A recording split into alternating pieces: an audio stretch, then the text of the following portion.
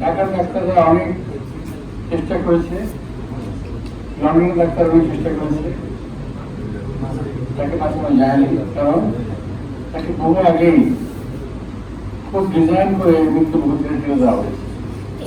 বহু আগেই তাকে পয়জনিং করা হয়েছে।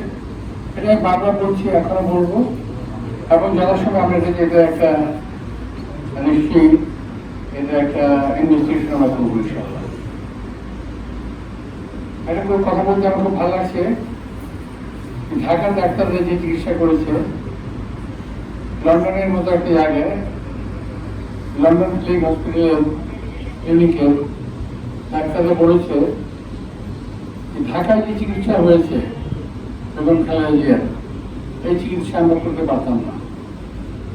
এটা একটা ইউনিক ট্রিটমেন্ট এবং এক্সাম্পলারি একটা ট্রিটমেন্ট বাংলাদেশ থেকে একটা দেওয়া হয়েছে।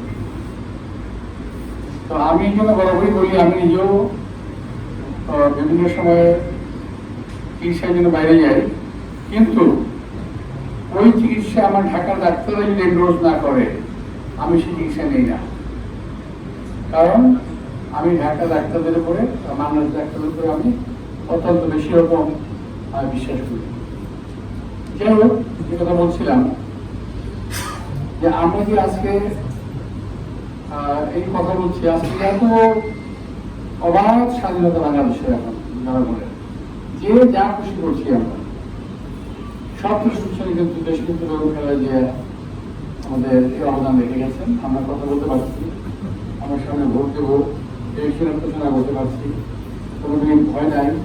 আমার মনে আছে 2018 সালে যখন আমি নির্বাচন করি, আমার ওয়াইফ এবং আমি নিজে বিভিন্নভাবে আক্রান্ত হয়েছিলাম, এবং আমার বাসাটা মোটামুটি একটা কি বলবো নাকি হাসপাতালের মতো অবস্থা হয়ে গেছিল। ওখান থেকে 3টা অ্যাম্বুলেন্সে, যে ডাক্তার রবি পাশে আছে, সে এবং তার সহকর্মীরা মিলে 3টা অ্যাম্বুলেন্স আমার বাসা থেকে শুধুমাত্রই পাঠানো হতো, যে পেশেন্টে পাঠানো হতো। কোনোটা বায়োডেমে, কোনোটা পিজিতে, কোনোটা মেডিকেলে ভাগ করতে পাঠানো হতো। এমনি একটা অত্যাচার আমাদের উপরে গেছে।